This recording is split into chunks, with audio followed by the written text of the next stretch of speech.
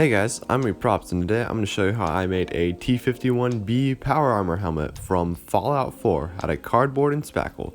So the first thing you're going to want to do is get some foam helmet templates and cut those out of cardboard. You can really use any template that you find because you're going to have to do a lot of modification to it to make it look the right shape for the Power Armor dome, just because it bends outwards a little bit along the sides of it. You want to cut in a bunch of darts in the sides of it so that it bends like a foam template should. I cut a dart about every inch or so, and I cut them about half an inch into it. Then I glued all the pieces together just using a strip of cardboard to hold them all together, and then just gluing them together with some hot glue. You want to make sure to feel all of those darts in with hot glue so that they don't stick out when you plaster the helmet. I then went through and glued on a piece of cardboard around the brim of the helmet just to give it the main body of the sides of the helmet.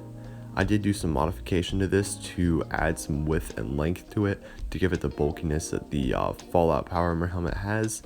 And then I went through and glued on a visor shape piece, just using a lot of hot glue for that. You want to make sure when gluing on curved pieces onto the dome to get all of the cardboard onto it, otherwise you're going to have to fill in that gap with some cardboard. And then I went through and made the mouth plate, just layering a bunch of different shapes on top of each other to give it the concave piece that it looks like. Then I glued some bottle caps onto that, and then I made the vents and the ear sections out of some cardboard and an aluminum can end just to give it that nice rounded shape. And then I glued some cardboard tubes on the end and then glued the mouth plate on. And then I went through and spackled the whole helmet, just lightly applying some flexible spackling over the whole helmet. And then I went through and sanded it with a couple different grits of sandpaper just to give it a really rough look to it, since the helmets are a couple thousand years old, so they're obviously going to look pretty rough. And then I went through and applied a layer of wood glue over the whole helmet just to give it some strength, since the plaster isn't the most strongest stuff and I didn't want it cracking on me. And then I went through and applied a layer of gloss black paint. This is the first layer that I did was to help me see all the flaws and everything, and then I went through and sanded that back down. And then I applied another one just to give it a nice base coat for the chrome paint that I got. I think this is just a Rust-Oleum silver, but it gives it a really nice chrome look. And then I went through and applied a couple different black washes over the whole helmet, as well as some rust colored brown washes just to give it a really nice rusted old look.